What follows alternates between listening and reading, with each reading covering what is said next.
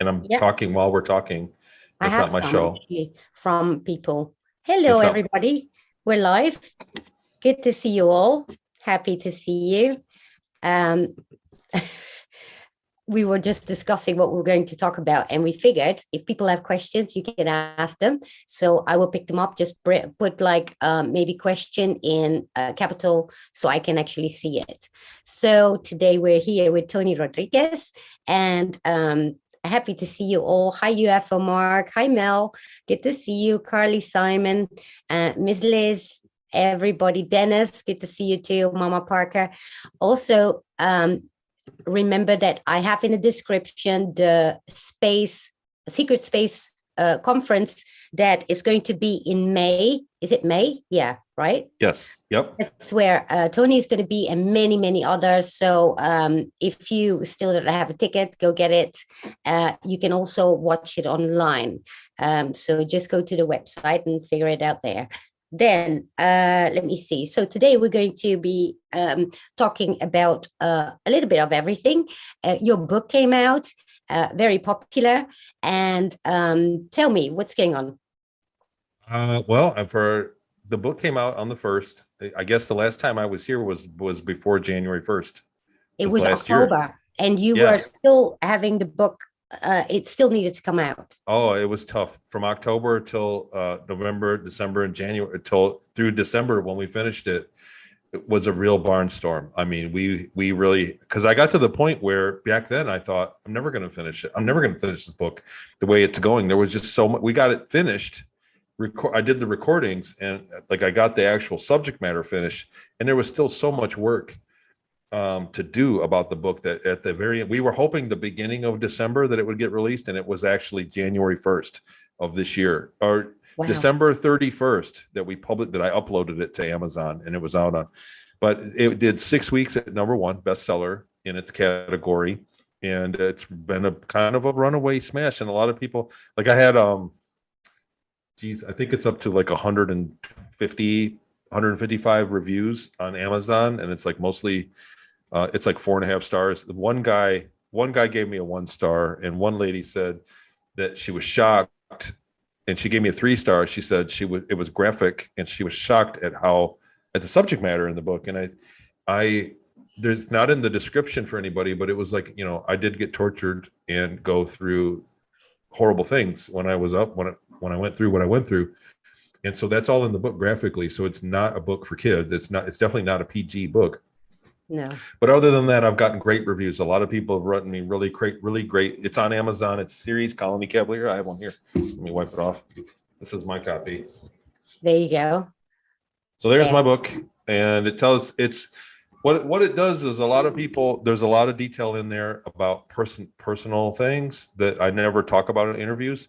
And also a lot of people are confused. So interviews can be confusing. They go, wait a minute, what? He was in Peru, he was in space. But the book puts it in order.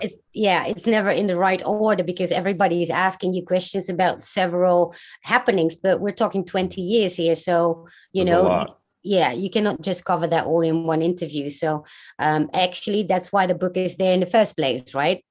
That's right. And now I've already had the wonderful experience of somebody asking me a bunch of questions and I being able to say, oh, I cover that in the book. Just go read the book. Yeah. Oh, yeah. It took a month or so and we got the Kindle version out. So there's a Kindle version too for $10. I think the regular book it was at $29.95 or $29.95, and it's down like, the more you sell on Amazon, they lower their cut. So it's like 27. I last looked, like the price, the more you sell, the more the price goes down out of their end. And right. But there's the Kindle version for $10, and it's because it's traumatizing. The book there's some very traumatic things that are graphic in the book, and so a lot of people can read it, and I get people that reach out to me all the time. It was every day back when it first came out, but now it's like once a week or so. I get people reach out and go, man, I just want to tell you, Tony, I read your book, and I just want to tell you that, I'm a parent, and to think about a child going through that stuff really, I'm happy to see that you're okay. And I get that. That's pretty much, I hear that all the time from people that read the book. And everybody says it's a fast read. There's a lot of spacing. It's a big font. It's I like 480 that. pages, but it's a big font. And then I write like that. Let me pick up, I want to show you guys a page. If you look, Oh, see how the wow. spacing, like that's how Oh, I I love write. that. That's how I write in my messages. When I instant message people, when I email people, when I Yeah. write that, I put a space in there, and that's for me because I'm a screwhead, screw Yeah. brain. And so that's how I write. So I wrote the book, like a lot of it. Some places are not like that. And that's because somebody else was helping write it. Jackie Kenner really did an amazing Yes. job editing and helping me write the book. She's a dynamo and just a brilliant, absolutely stunningly brilliant person. And she did a lot of the editing and made the book really put polish to it, where everybody, but it's very easy to read. And everybody tells me that. They're like, man, I sat down. I was surprised it took me 6 years to write it. And people are reading it in 6 hours. There are people that are sitting down and they can't put it down, and they read it in 1 or 2 sittings. And it's like I said, there's quite a bit to it. It's 480 pages. It's not a pamphlet by any means. No. So, but it's a fast reader. So, and it's a very detailed account of not just what happened to me, but my relationships that I had during Right. that time. So I still, I'm ashamed to say I haven't read it yet because, well, there's no excuse actually, but I haven't. And so, but I will get it on Kindle because I like Kindle. Yeah. And also shipping books is like really expensive for us, more expensive than the book itself. So, Yes. but you're busy with the second book already. I am. I'm already a few chapters in. I'm like the 3rd chapter in. And the second book is purposely going to be kind of have a confusing element to it. So number one, I don't want people to read it so fast. just for being competitive, I guess, in a way, but I don't care. It's going to be probably very close to the same typeset. So do people need to read the first book in order to get it will greatly help. Yes. Yeah. So yes, it will help because the second book is actually filler for around a lot of questions that I get around this book. And there was a scene in the book where it says that, but that was another story. There's a hallway scene, and the second book is basically going to encompass 10 years of time from that point. And so that's the gist of it. And at the end of it, so this book, I feel, is to question our world around us, and the second book is to question ourselves. It's to question our own spirituality. There's a spirit. It's going to be a lot more woo, as we call it. It's going to have more spirituality, and I'm hoping to explain how I got this far and the kind of help I got from up there, because I went through a lot, and I don't think that I just got lucky being where I am. I think I got help. Wow. And so planning a third one too? The third book will be this. So what I'm going to do is talk about what it's like since I came forward. So I'm going to say, it's going to be something like the Tony Rodrigues stepping forward kind of, and I'm just going to detail how I got my memories back. I want to go through that process for people, because there's a lot of people that go through the same thing. Really, I'm not the only one. And I'm going to detail when I got my memories back, how terrifying it was. But when I began to speak publicly, what happened. I'm going to write a book about that, because I think that that's something else that I think that's relevant to other people that are experiencing the same thing, and people that are watching these shows. The people in the audience, I would like them to see what it was like from going into it, like getting invited on shows and talking, and then there's a lot of things that go on behind the scenes. There's a politics involved.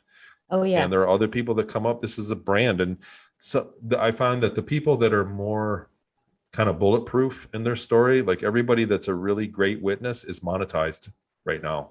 You have to pay. You have to pay to talk to them. Like a lot of people that have come forward as whistleblowers are making money at this, including me. The book's paying me. I have a website. I'm generating not a ton of money, not enough to retire or even do this full time. But I am generating money from it because it takes up so much time. It takes up a lot of my time just responding to people. I think, and people get a choice to actually donate or not, or participate in it or not. So it's not like And I think that is fair because I see it with myself having the YouTube and my life is still going on. So it's not like I get paid for everything I do, but it's so important that people know, it's not about grifting off your experience, but at the same time, there's a lot of trauma that comes with it as well, and that you had to deal with, and that you also had to take your time for, which is time that you do not work. And so, the same for writing the book. I mean, almost every Saturday for the last 5 years, I've devoted towards either doing interviews or helping people that want to talk to me. I do one-on-ones with people, and I got to the point, and I started to really get some people that were abusive. I do a one-on-one on a phone call, and they were like abusive to me, and I would just block them and hang up, and I just go on about my way, because when somebody is abusive to you, and I'll say this wholeheartedly, that when somebody is basically a stranger and wants to be abusive to you, it's because they're in pain. It's not because you know what I mean. I'm just sitting here doing my thing. You can turn me off. You can go change the channel. Exactly. And so if I bother you to where you're angry, that anger is from you being in pain. It's from you being upset. There's suffering creates abuse. People are suffering, and so I just can easily walk away. But what I did was and then the other thing was there were people that were getting a hold of me and just wasting my time. So I put a fee up, and that kind of separated. And I'm still quite busy at it. I'm still very busy at it. It's almost nightly that I consult people. I did one before I came on here. And so this is a very, it's a widespread phenomenon. I can say that. It's not something that's just handful of people. There's thousands of people that feel that they've had 20 index, or have been told that they've had 20 that would be me. By somebody like, I knew you, and that was they've been told, so they're trying to sort it out.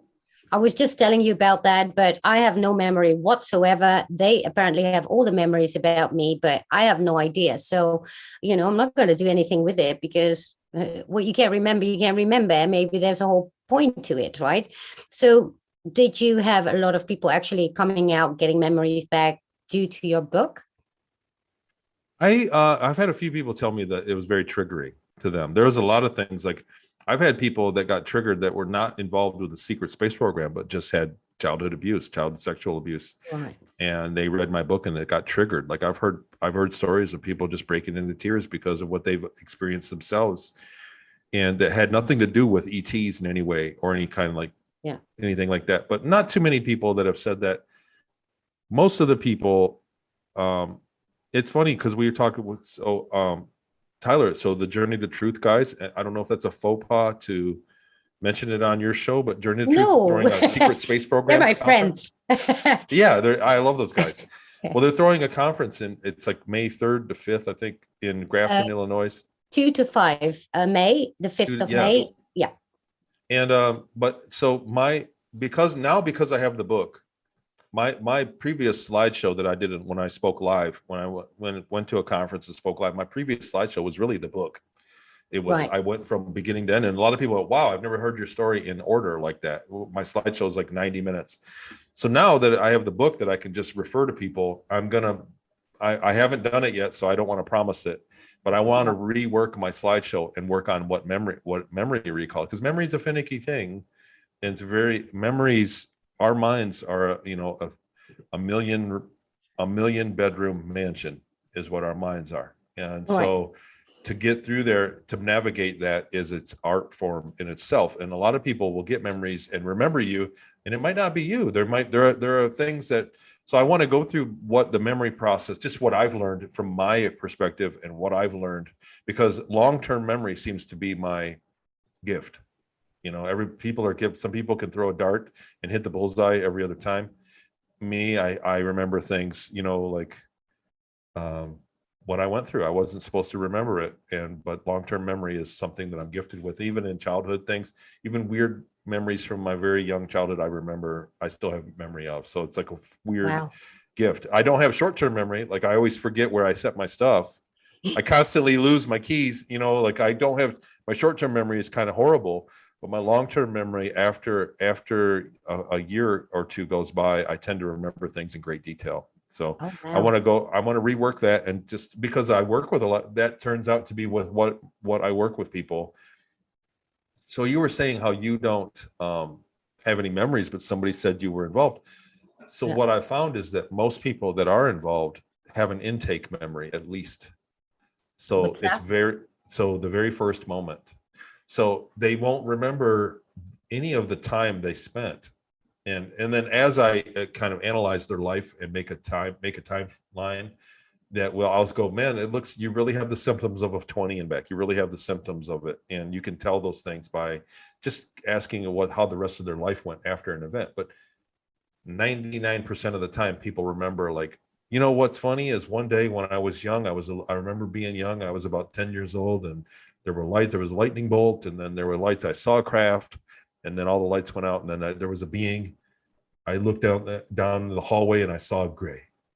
But I don't remember what happened after that.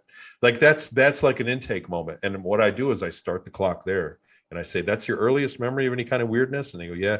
And I look at other things. Where'd you live? Were you near a military base? Did you have, was your dad in the Navy? Which is common. Oh, And really?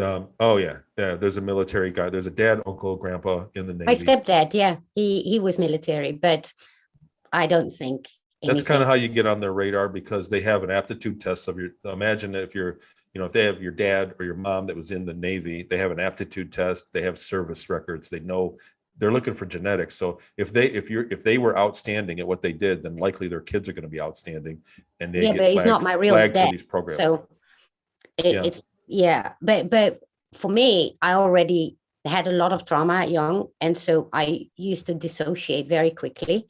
The only thing is that when I started hearing these secret space program stories, to me, they all sound like normal. um, okay, yeah, that happens, right? Not But surprising.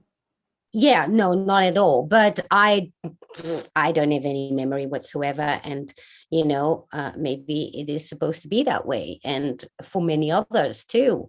I don't know, and maybe it's still coming. I don't know. There's a reason for everything, I believe. I've had to preach that subject as well, that that person that, so the 20 back, for, I guess, I don't know if everybody in the audience knows what we're talking about, is that the military has acquired technology by trading with extraterrestrials, extraterrestrial organizations, not just beings, but like their organizations. They've traded with them, and they've acquired life extension technology where they can take people and they can live for 20 years in 20-year increments, sometimes do it twice, and live for 20 years, and then age regress them and put them back in time exactly a half hour after they were taken. And they're doing this for personnel to use for labor and personnel to staff colonies that have been built out throughout our solar system in space. And there's actually quite advanced. They've been at it for over 100 years now, about 100 years since the Wow. Germans went, and then the United States got up there in the 50s. And there's the United Nations, there are the Canadians are up there, the Europeans are up there, the French has their own, there's an Asian, a Chinese and Asian space program, there's a Russian, they're all secret space programs under in corporate configuration. They're organized into corporations, and they all trade with each other, but they have access to radically advanced technology. And people are starting to realize that, we've always had, we've always had ET abductions. Yeah. It's a common thing. Like, people that get abducted, the joke is they joke about the anal probe, and the ETs take us. It's like a joke. Yeah. But what people don't realize is they're not being abducted for one night. They're being abducted for decades and being put back to that same night with the technology. And that's kind of what happened. But what I said, back to my point with you, like you said, you don't have any memories, is that person that lives for those 20 years, I went through it and I got my memories back. That's what the book is about. It chronicles my 20 years. And I got my memories back. Most people don't. But that person that I was during that 20 years was different than me. It was me, and I had the same kind of potential that I do now. Like like if I played basketball right now and I played basketball in that 20 years, I had the same exact potential, but I was a different person. I had different memories. I had different training.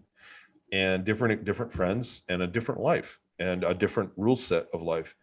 And that So, person doesn't always want to be remembered. That so, person experiences terrible things and says, look, I don't want me to remember this when I go back. We were aware that we were going back and we were going to have our memories erased.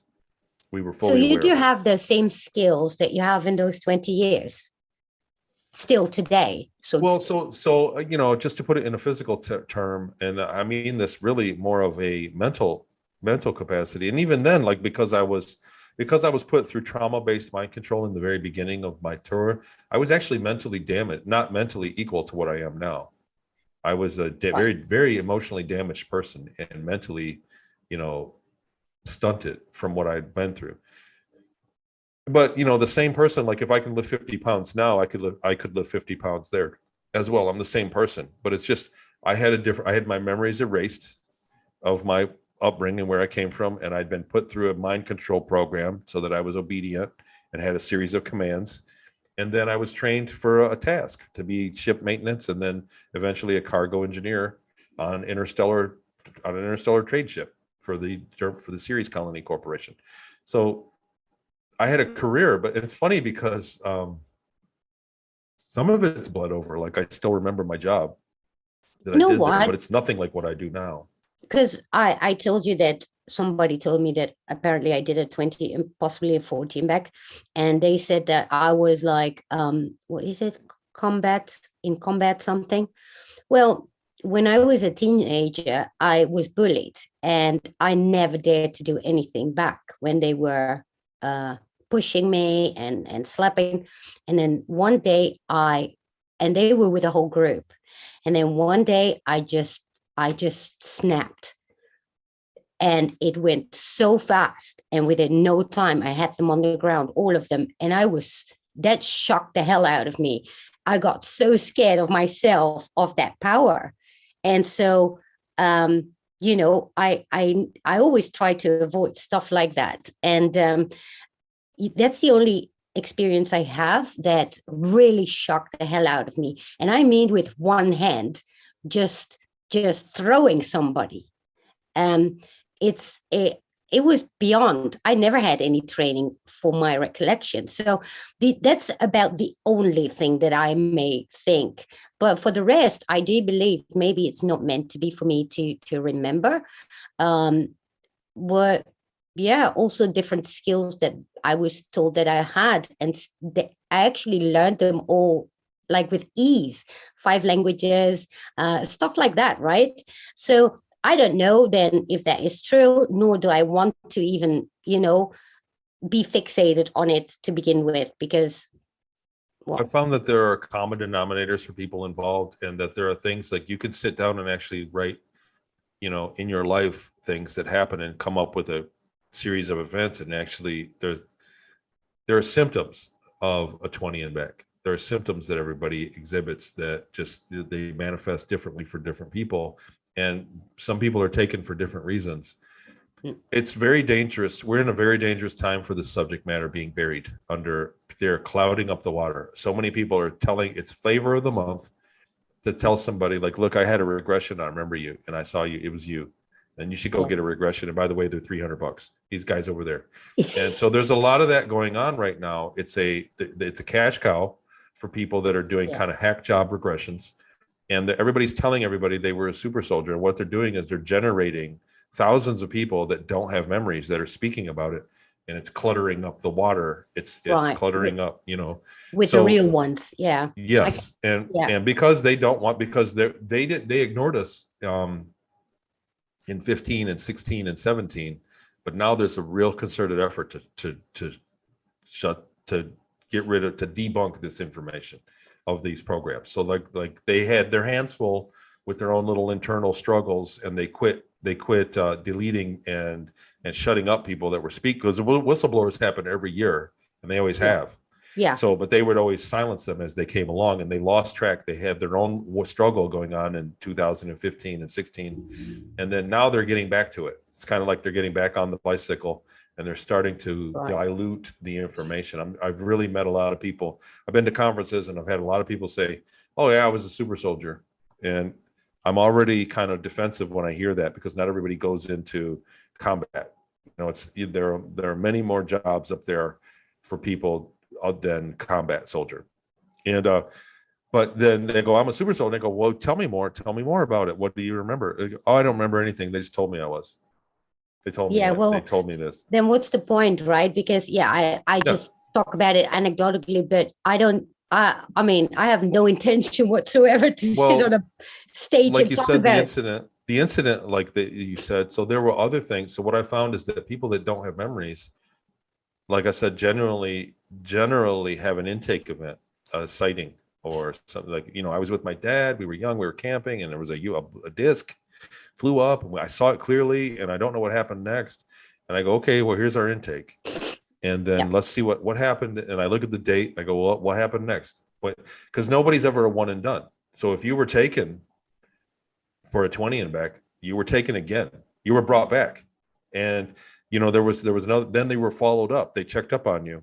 Like they don't let go of you. And then they keep an eye on your kids too. So there are other things and I can look at life events. And then when you sit down and really get an idea of when it happened and pay attention to the dates of weird things that happen to people, it always tells a story. And you can tell if somebody's had some. That's what I mean. Like there are symptoms. Like, and what I do is I tell people, this isn't conclusive, but it sure looks like you had something happen to you along these lines. It looks like you may have been taken and gone for this period of time because this and this. Yeah. And so it's not conclusive, but it kind of sets people on the way. And I say you might want to. The other thing is, let's say you did have a one weird memory, just one. Let's just say you just had one weird memory. Like I think I was a super soldier, or I was in the military, and I was thinking you had that little incident when you were a kid, but then you're like, I also remember battling these reptile people. I have this reoccurring dream, and it's like a memory. It's not like a dream. And so I've invented, I didn't invent, but I've developed like a technique for me when I was getting my memories back, like an exercise to go back and expand that memory. Because if it's not a dream and it's a memory, there's more memories there. The same way, what were you talking about earlier? Like one memory leads to others. When you remember something from you're young and you think about it, then all of a sudden you can think about other stuff. You think about your birthday party when you were 12, and first you don't remember it, and then you do, and then you can get more details. Like, oh, it's my uncle was there, and now I remember we were in that room. There were chairs, there was one broken chair. Like you get your memories, but memories unpack other memories. This is how we're built. Like I said, the memories are a very complicated process. And they are. People are getting these back. I did get memories from when I was younger, because I couldn't remember the first 7 years of my life. And then only after my 40s, they came slowly back. They were not pleasant. So obviously I shut that down. But, and I remember I was younger and I was looking in the sky and I saw what I thought was a UFO, and I was nailed to the ground, frozen for 5 minutes solid. I could not move. I could not talk. That scared me so much. Turned out to be a balloon, one of those really black ones. And I never forgot that moment, because I realized how scared I was if that would have been, and I don't freeze on anything when something happens. I've seen like pretty terrible stuff.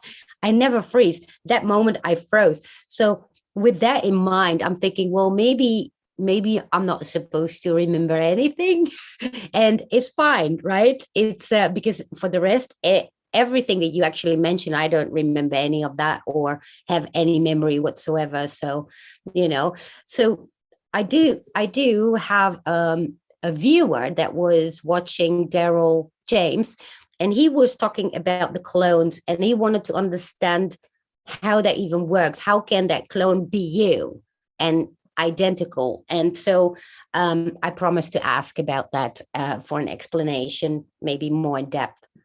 So, okay, so that's a different than what we were talking about. I just wanted to say that screen memories can show us, you can remember seeing a UFO as a balloon with a screen memory that they put in party gifts that they give you. So maybe I think you were involved. I think you were involved. I'm just kidding. I'm just playing. I don't know. I don't care, because it's good and I'll tell you what's here's the most important part about this whole conversation. I would say this to anybody in the audience. I'll say this to anybody, and this is a valuable thing. It's important to have people that you trust, that are your good enough friend that you can talk about this with. That you can sit down with a friend and say, you know what, when I was young, I saw this when I was frozen. Like, how many people can you really have that conversation with in your life? Like, Well, it's the that is first the most valuable thing, is to be able to talk about. it's the first time I ever mentioned it in my life. Actually, I never They mentioned were it, friends. but I don't see it as a big deal either. I only was shocked at that moment, and after that, I knew I'm clearly very scared of something like that. Well, So, well, I want to say this so that people that get their memories back, it's just, go ahead, you can take 5. I don't mind. People that get their memories back are called to it. It's just like a regression. Like, you're going to get a hypnotic regression exactly when you are ready for it. No sooner, no later. Your higher self is in charge of this stuff. yes, And so, like I said, the person that you were, if you were involved, they may not want to be remembered. And it's your higher self saying, look, you don't need to remember this stuff. It's just going to derail. It's just don't do it. Don't bother. And getting your memories back of this is not for everybody. It's not. And some people are on a mission. Their higher self is telling them that, like, to heal trauma, or to heal the damage. But if you don't need it, then why bother? Why fight with it? It's not. And yeah. trust me, I haven't. It hasn't been that great.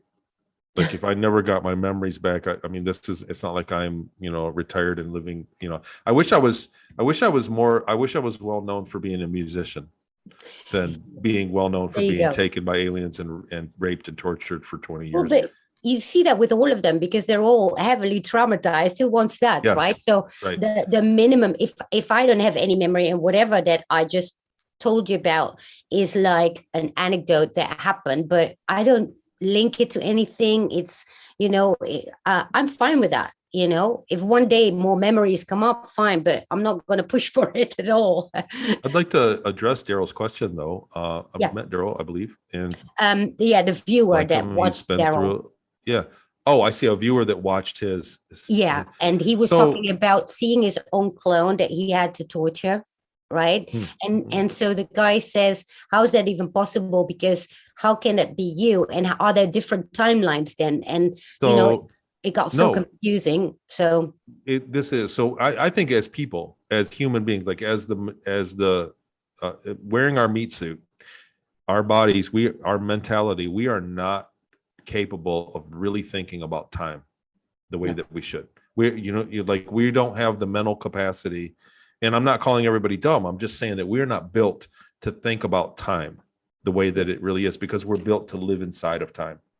And so when you start talking about guys that are taken and cloned and then go through and meet their clone, like it could make, like, even me, like when I hope I explained it well in the book, the way that the ship did temporal missions. Our ship would leave at 8 a.m. and get back at 7:55 in the morning, 5 minutes away. So there's a time travel thing. Like, they used it to anti-telephone. If missions were dangerous and they failed, we would know before we left and they'd cancel the mission. So time travel is difficult to talk about, but it's real. It's very real. So to travel great distances of space, you must also have the ability, the accessibility to travel great lengths of time as well, forward and backward. So to look at it this way, imagine that when you're born, your soul, your chi, your mana, your consciousness, your awareness, your whatever you want to call it. Every culture in the world has a name for it. I call it awareness. Your soul comes into your body at some point, and then your body can't handle it, so you turn stupid. You're blanked. You turn into a baby. You were an all-knowing soul, and you go in, you're a baby, and then you live those years to regain what you are, and then get familiar with this environment, this 3D reality, and then serve your purpose, learn. And right. So your soul is real. So let's imagine that it's water, that it's 5 gallons of water. All of a sudden you're a blank, but at some point an embryo is not really good, doesn't have a soul, and it gets ready. And when both my younger daughters were born, my wife remembers the moment that they kicked on. Oh, wow. Like, she could feel it. She was like, man, I could never feel it before. Now they're moving. Like, and all of a sudden they kicked on. Like, that was the moment the soul, I believe, entered the body. Like 5 gallons of soul went in the body. So what they're doing with this tech, I'd like to speculate, and I'm totally just speculating this. I I was not a cloning technician when I was up there. I was a cargo engineer. Do you know? So that's my disclaimer, that that's about as much as I know about this. I'm just guessing from what I experienced. I experienced the sensation of it. So is then your soul in that clone as well, or I'm saying they take 2.5 gallons of your soul out of your body and put it in that clone.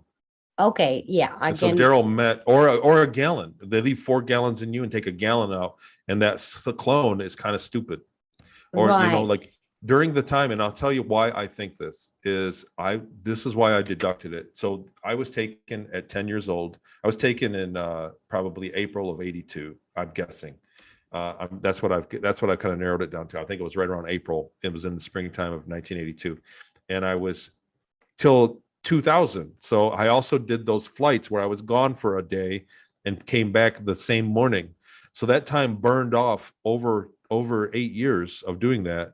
It burned off 2 years of my 20 years. Like I lived 20 years. So I'm being complicated, I know, but it was right around the year 2000 that it was over for me. Okay. So I was a straight A student. I was in the top 5% of the class, and I was in the top 5% of the nation. I think I was like one of the highest SAT scores in my school. I was very smart. I was a very bright child. And then I was taken in 82. And after that, I was a D student. And I dropped out of school when I was 16, as soon as I could. And I was a fool. And I could not have a relationship. I had breathtaking emotional problems. I had anger problems. I couldn't keep a girlfriend. I was creepy. All of a sudden, in the year 2000, I woke up 18 years, but it was 20 years because of those temporal flights. So after the 20-year time in my real life, I was living in an apartment, sharing it with my sister and my cousin. And I had my own little place downstairs. And I woke up one morning and I went, it's over. And I went, it's over. And I kept having the sensation. I went, it is over. I was doing this. I was like, it's over. So you become one again after that. Immediately got my shit together. Excuse my language. Oh my God. But I met my wife 6 months later, stayed with her. I had all these things. I started my own business. I got all my life came right back together. That 2.5 gallons that went into that clone for that 20 years, that clone died that day. And I got my 2.5 gallons back. I went back to being a 5-gallon soul. And that's how the cloning works. Experience. That's something that I've also, so remember when I was talking about making a timeline with people that I've worked with that feel that they've been in a 20 and back, that's one of the predominant things is, some people are still in it. Some people are so young, they get at me and they're 30 years old, they're 28 years old. I'm like, well, you're probably still out there. If you're involved, you're probably still out there. But there are people that I'm 52. Most of the time, there's an intake event and there's an exit event and there's a life change at the exit event. And I'm always like, that's one thing I look at. I go, well, here's your intake. This looks like you were 12. What happened when you were in your 32? Did anything weird happen when you were, what month was that? So in May, when you were in the year in 32 in 2017, did anything happen? And most people, when they have a lot of substantial evidence, they'll go, oh my God, I was taken then. I remember seeing there was an old building and there was a light flying and I got all of a sudden I go, what about life changes? Anything else? I got married that year. I changed my job. I moved. Like these are things that keep, and not only these are circumstantial, but it's over and over and over again, thousands of times. Yeah, my life turned around after 42. Boom, like that, like different, like indeed, like you have an extra intelligence with it. 2 gallons of awareness coming right back. So that's how the cloning experience was for me. And that's why that's why I speculated that I was cloned in the first place, because when I woke up, I had no memory. And then I experienced it in the order of the clone's life first. Then I went back. So I didn't experience both lives after it was over with and get my, I didn't experience that. The experience was I lived those 20 years as a clone first and then went back to that day and then lived my 20 years in my organic life. That was the order. So the clone life took precedence in it trumped my timeline, my personal timeline. Like I lived those years first. But then where are you? So is it the clone that is living these 20 years? And then where's you? Right back in my normal life. They took me on a Wednesday. They took me on a Thursday night and I woke up Friday morning. Wondering what happened. It felt like 20 years had passed. Are you saying that these lives are parallel next to each other while the clone meet yourself? You can meet yourself. Yes. Like if I was living in Seattle in 1986 in my 20 and back. And I was living in Michigan in 1986 in my normal life. There were two of me, and I could have met myself.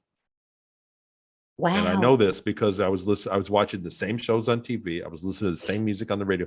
A lot of people are like, you were in a different dimension or you were somewhere else. I found newspaper clippings of the house that I was at. They had parties. They were famous people. I found a newspaper clipping. There's on and on and on. I've tons of evidence about that. And so So that's wait, kind of so how it is. let me understand this. So what they do is they take your clone and they send that to the 20 years, but you are still remaining here. And it feels like you're being put back 20 years. Possibly. Yes. Right. And what I do is I think that the clone lives its life, and at the end, they either age regress it or they just put it back in time and just kill the thing. They just kill it. And then your soul goes right back into your original vessel. It reassembles, and you go back how you were. But during that time, because there's two of you accessing, because let's face it, we don't know a ton about our intelligence, about our soul. We really don't. Science is like but got their head in the then sand.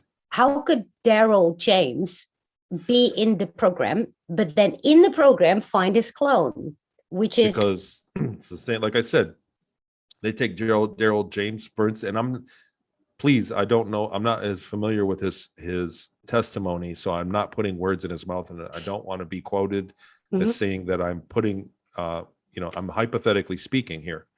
They take Daryl James and they clone him, and they need consciousness to run the clone, because when it comes out of the machine that clones it, when they grow it, it's just a vegetable. It can't walk, it can't talk.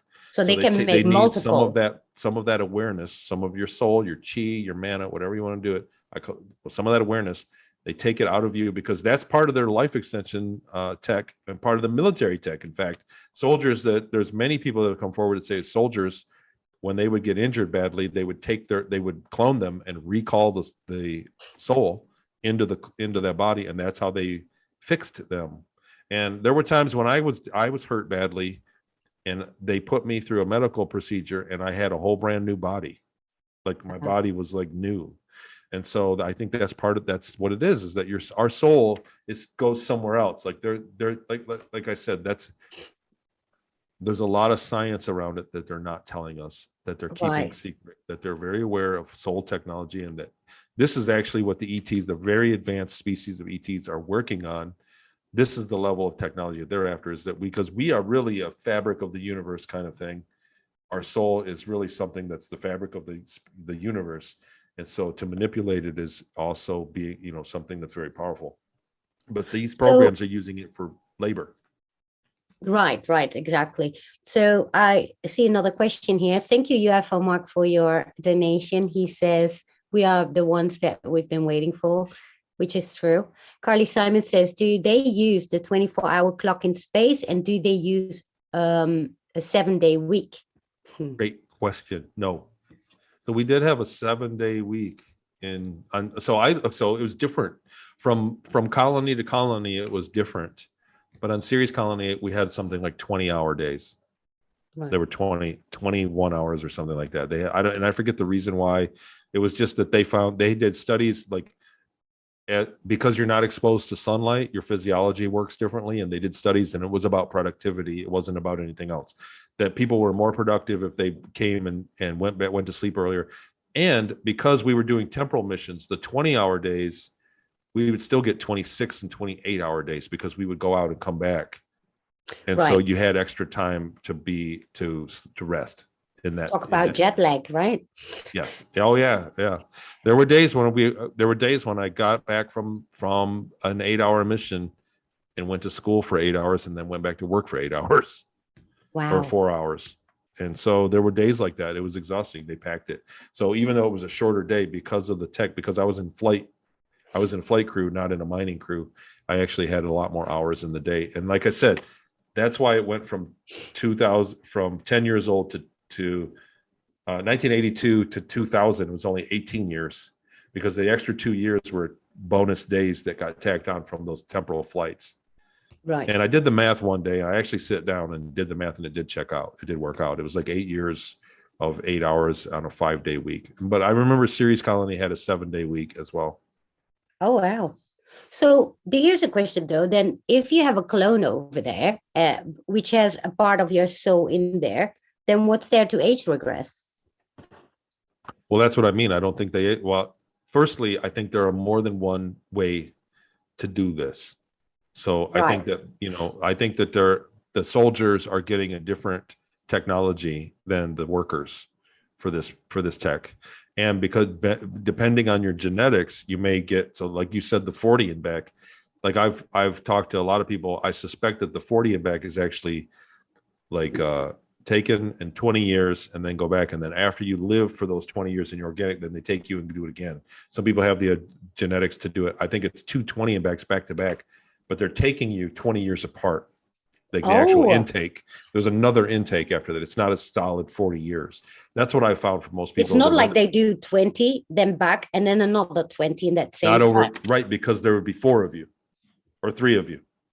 There Yeah, would be three of you, and there would be less awareness. Your awareness would be shared between the three. You'd be weaker. You'd be weaker minded. So they wait until the first loop closes, and then you live for 20 years when it's all done. Like I said, that day that I woke up in 2000, I got my act together. People with the right genetics, they'll take them after that point so that so they then have a full. hypothetically, if I did the 14 back, I'm still there. Possibly. Okay. And since you said you get a lot of memory back when you actually, have finished those 20 years, So then most of the best cases that we've had case studies of whistleblowers that have stepped forward with memory, with very like myself. And I'm not saying I'm the best at this. I'm just saying that I have a lot of memories compared to a lot of people. Most of the other guys that have stepped forward all got their memory recall after the 20 years was over. So if they were taken at 10 years old, they went to 20, 30, and then they went back and then they lived their life till they were 35, 40 years old and then got their memories back. It that's seems what that Daryl, that's part of yeah, the what Daryl phenomenon. James said, it should be this spring for him. So I was curious, maybe he gets more memory than. It doesn't work like a clock. It's not like clockwork, but also, um, we were unaware of it. I was unaware of the technology. It wasn't until I was actually aware that people were taken for the decades that the memories came back. So he may get them right back. It might be 10 years. Like it was, 30. I was 44, I believe, 43 or 44 when I got my memories back in 2015, when I got the big recall. Right. I always had memories, but they didn't make sense. I got the big recall in May of 2015. So I was 44, I'm 50 now. So Right. Oh, you're my age then. yeah, I don't know. 43. Yeah. Yeah. We're just getting warmed up. But you are a better looking 50 than I am. Genetics. maybe they gave me a special thing there. Kidding. So Dr. Rising is asking, is there an amount of retention of some information you learned there? For example, knowing something technical that you've never learned. Yes. No, I know there's more to that answer. I'm just happy to say yes. It's different for everybody. I found in my case, I remember a lot of things. What I guess what I remember of the memory erasing program process was, it wasn't that they erase your memories. It's just that there's also an entire process they put you through to stop you from remembering. And I remember a lot of things. I remember buildings and streets and the ship. I remember emotional things. I remember relationships and people. I can't remember faces. Right. Like literally, I could come across somebody that I knew and I won't remember their face. When I think about the people that I knew, I see like a gray blur over their face. I also can't remember names, and like I knew the names of the street, the names of the ships were very difficult. I kind of stumbled across reminders that told me, but the words and names of, especially the names of alien races, I can't remember. I know I knew them. I can remember talking about them. I can remember having conversations with my friends up there and talking about certain alien races, but I can't remember the words. And the reason being is because they did chemical treatments of certain parts of your brain, and they put you through like a industrial grade hypnosis chamber. And then when you were done with that, they'd put you in another one and they'd stimulate another part of the brain and you get another version of hypnosis. So some parts of the brain retain different parts of memory. So there's a part of the brain that's devoted to names, for instance. There's a part of the brain that's devoted to eyes and face. And there's a part of the brain that's devoted towards, your what the room looked like. And I can remember what the rooms look like, but I can't remember the faces or the names. And though physical skills, right? Something you do with your hands, that is also within your self memory, because over the years, muscle memory. Yeah, because over the years, only when I started doing something, I was like, oh my God, I can do this. And so naturally. But I never thought about it. It never, until it happens, right? For example, I'm really handy, like really handy. My mom's like, I don't know where you got this from. I don't know either, but, so it's almost like there's a muscle memory in there. It's just natural. So you think that is harder to suppress? Yes. Well, what I meant by that, what I was saying earlier, is that some things are more successful in the memory blocking process than others. It's probably different for different people.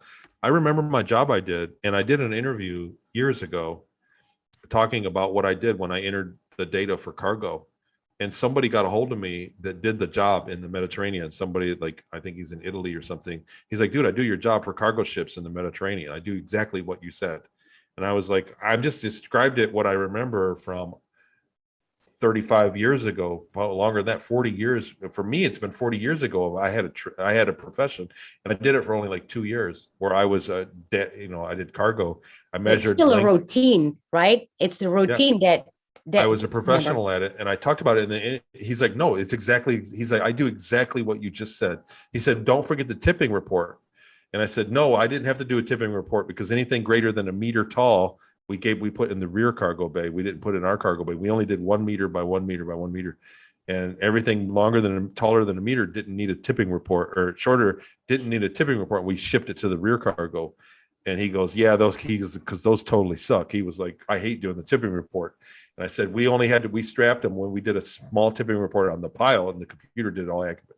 But anyhow, I knew all that stuff. Like, I knew that whole trade.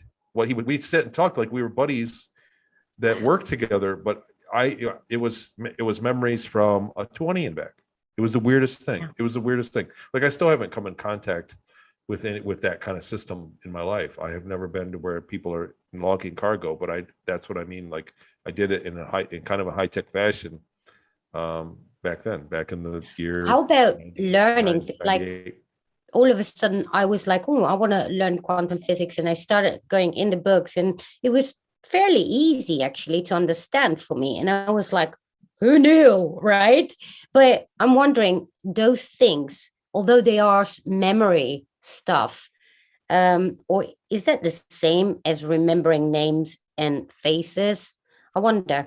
Well, like I said, I think that a lot of that stuff resides in different parts of the brain. Like, when you think about doing a job, like you said, you're being handy, or, that's a part of your brain that you have to visualize the entire project. So it's a bigger part of your brain than just remembering the street name of what street you're on. Because it's skills too. Yeah.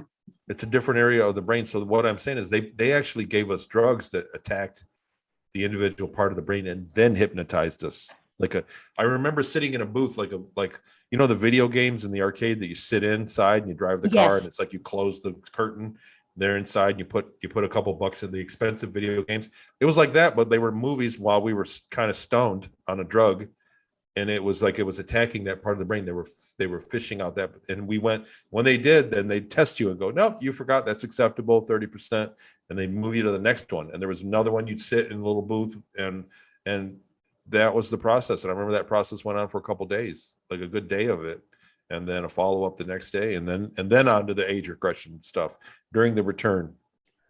Because I always thought, well, people just have skills, right? And it's just, I don't know, comes with their DNA, or maybe through family or whatever. But certain skills are pretty precise to just, you need to learn them to, like painting. I started painting and I'm good at it. And I mean, realistically painting. And I learned through YouTube, but within a week, I had like a realistic painting, my first painting. Nobody believes it, my first painting. But stuff like that. I'll never do that. I can work at it all day long. I'll never be a realistic painter or artist. I've doodled and drawn. I can't draw I try to do it for my slideshow. I try to sketch. I just can't do it. That part of my brain isn't developed. Dominant. It is not dominant. You know what I mean? Other parts of my brain are dominant. So people are what they, I did a talk. One of my very first talks was in Australia, in Rye, Australia, for Guy and Michelle. I don't know if they're out there. Love them and miss you guys. But they threw a talk in Rye, Australia, and I went down and spoke live, my first live crowd. And so I was prepared to prove my story to the crowd. Like my talk was geared around proof. I was going to prove to these people that 20 bags are real. And after first dip, I went on Saturday, but I went to the talk on Friday, and I saw that the crowd absolutely did not require my proof. They were way ahead of me in the subject matter. So I changed it. But the very first slide, I had a slide of like a gymnasium, like a workout, like a battle, like a Vic Tanny or something. Like it was a slide of like, what are they called? Treadmills and then barbells and things and people working out. It was a picture. And I put that picture on while I was getting ready, like just on the screen. I put that picture up and they were playing music in the background. And I got up and I said, hello, everybody. And introduced myself and whatever. Then I clicked the slide to the next one. I said, does anybody remember what that slide was? Right. How many people were in that slide? What were they doing? Was there weight? Was there any weights on the floor? Was it messy? I said, this is what it's like when people are taken and abducted by aliens and then have their memories erased. Yeah. It's even more challenging than that. But there was a girl in the crowd, Michelle Kingston, I believe that's her name. And she remembered everything. She totally remembered the whole slide. She had photographic memory. And so that's the deal is that most people, and I was in a group, there was 50 people there. Yeah. And they couldn't remember it. Most people can't remember things like that. So memory works in many different ways. And our brains are actually, like muscles, get stronger. Some people have a stronger, biceps than others. And some people are stronger legs and can run farther. It's just that people are very varied. And so are the way that we remember is just as varied. Right. So there's another question here. The space ark in the news right now in the Ukraine, is that just propaganda? Do you think it's a real thing? I don't know about the Ukraine one, but I just heard about it this evening. I have a team of extraordinary people, and we're on it. We're onto that. We're working it. Right. I'm kidding. I'm just going to shelf that. I don't want to say too much. I believe the arcs are real, personally, and it's an opinion. I don't have any real tangible evidence I could give you or not, but I believe the arcs are a real thing, and I'm going to zip my lips. All right. So you're going to be at the secret space conference. Do you know what you're going to talk about already? It's going to be a humdinger. This is the best conference ever. I can't wait. The subject matter, because everybody is a secret space, or the subject matter of the secret space program, which Tyler hit the nail on the head by throwing this conference like he did. And Tyler and Aaron, I never want to talk about Tyler without saying Aaron Kuntz too, because I absolutely love these guys. But he hit the nail on the head to saying that they're trying to, the information is really proliferated, then a bunch of drama happened between people speaking about it, and now it's being kind of quietly swept under the rug. And we can't forget about the secret space programs and what they're doing and what I went through, the things that are in my book. We can't forget about this and let them sweep it under the rug, because they will get away with doing it all over again.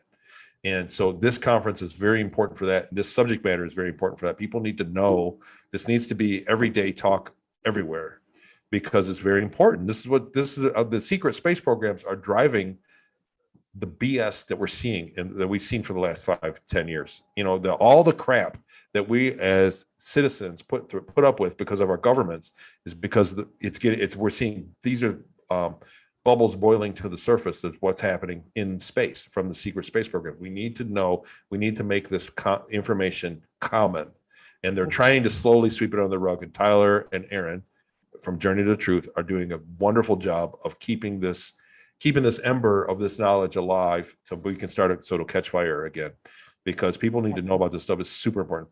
I'm going to talk about Daryl James is going to be there as well, and many others. So, for you, if you want to check it out, it's in the description.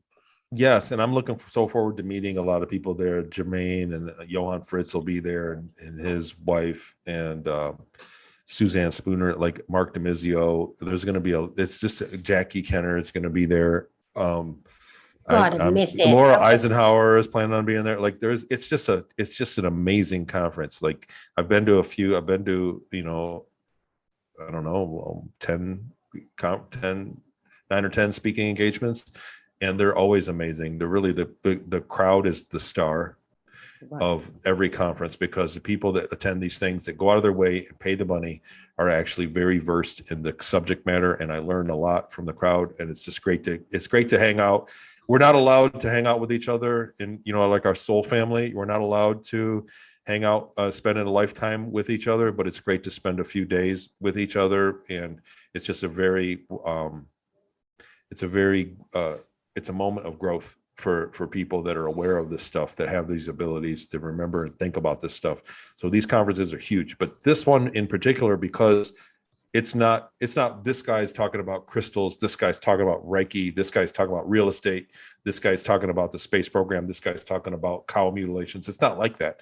The entire conference is about secret space program. There's going to be a great deal of dissemination of information.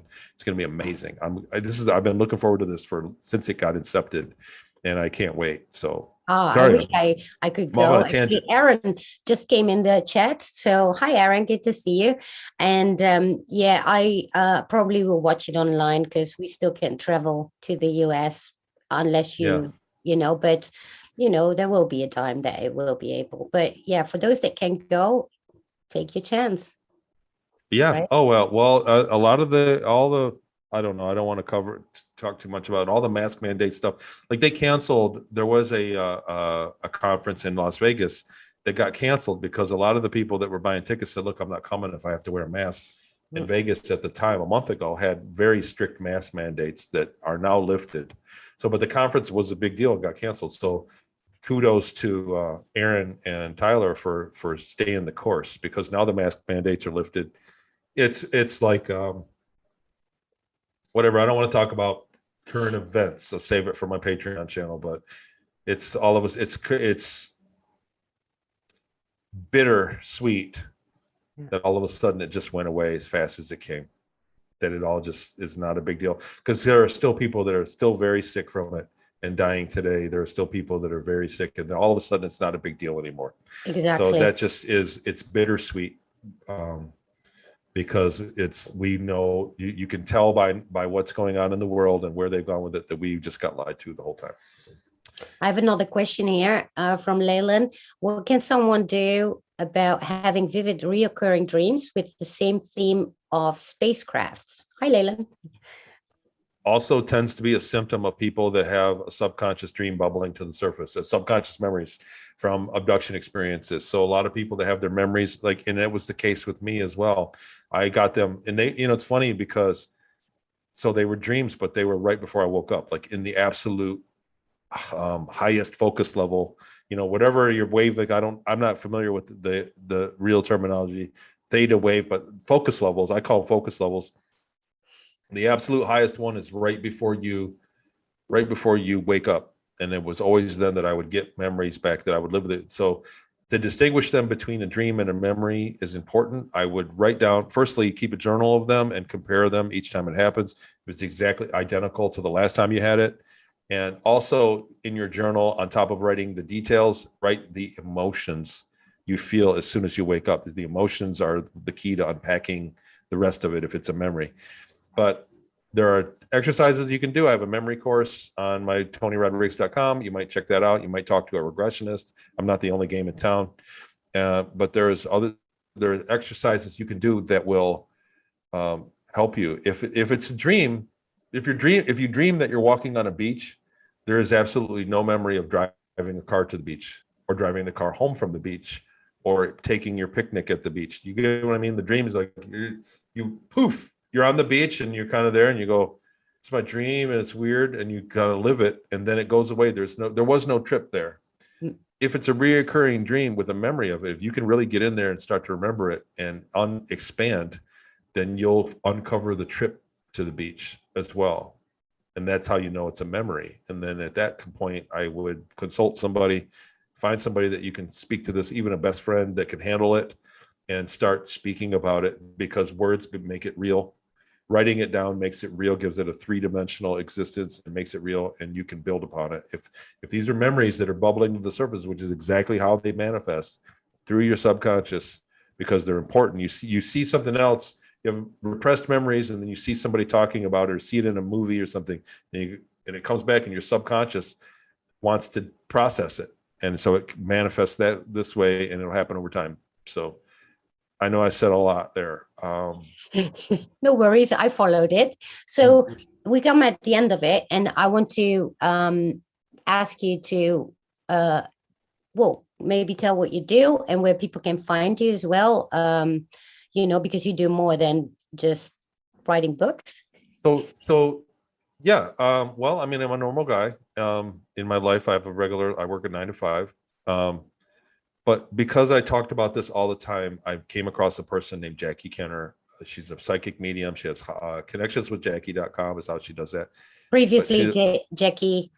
She was Jackie Pierce, Jacqueline Pierce. Yeah. Yes. And she just got married recently, and she started her family.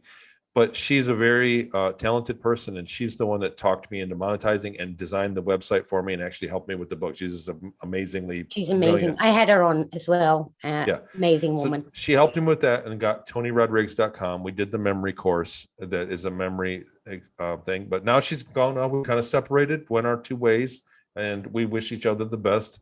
And, it's just something that we just felt it was time. We always talked about it. Like, how far are we going to go together at this? Because you have a life and I have a life, and it doesn't make sense. We're doing this in 20 years. And we always talked about a way to amicably so that's happened. And so since that happened, she ran a lot of the administration on my Patreon channel. I have a show called Talks with Tony on Patreon. And I really changed it into tiers, where we're actually doing a group that uses techniques that I remembered from my time in Inyokern with the CIA, with the remote viewing, and they were doing, it was Project Grill Flame at the time. So the techniques I did, that I started a tier in my Talks with Tony, and it's actually doing very good.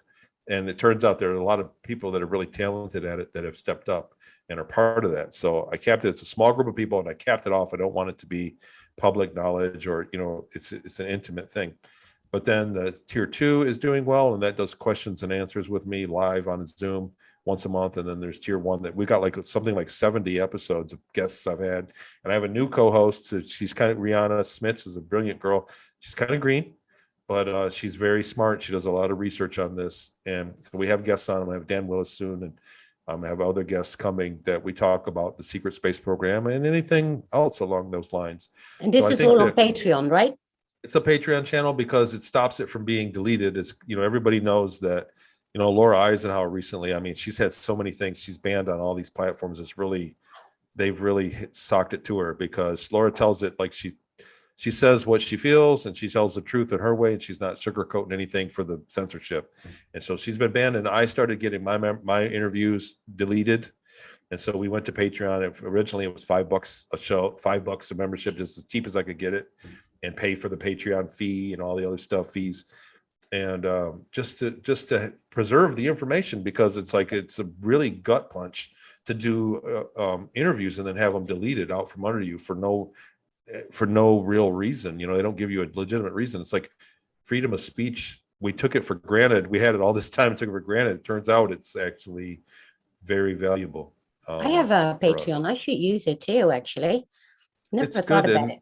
Well, and then just a few bucks separates people that are just kind of flirting with it, that may or may not be trolls. You know what? If $5 will keep the trolls out. That's the deal. Do they have a chat there too? There's a chat, and then so I'm starting a actually.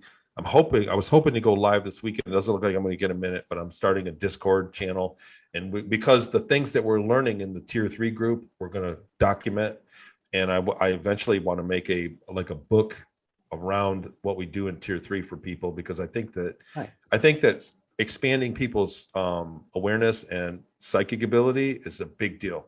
I think that's key to the next level of where mankind is going. And I hate to throw out these giant jargon, words, but people are psychic.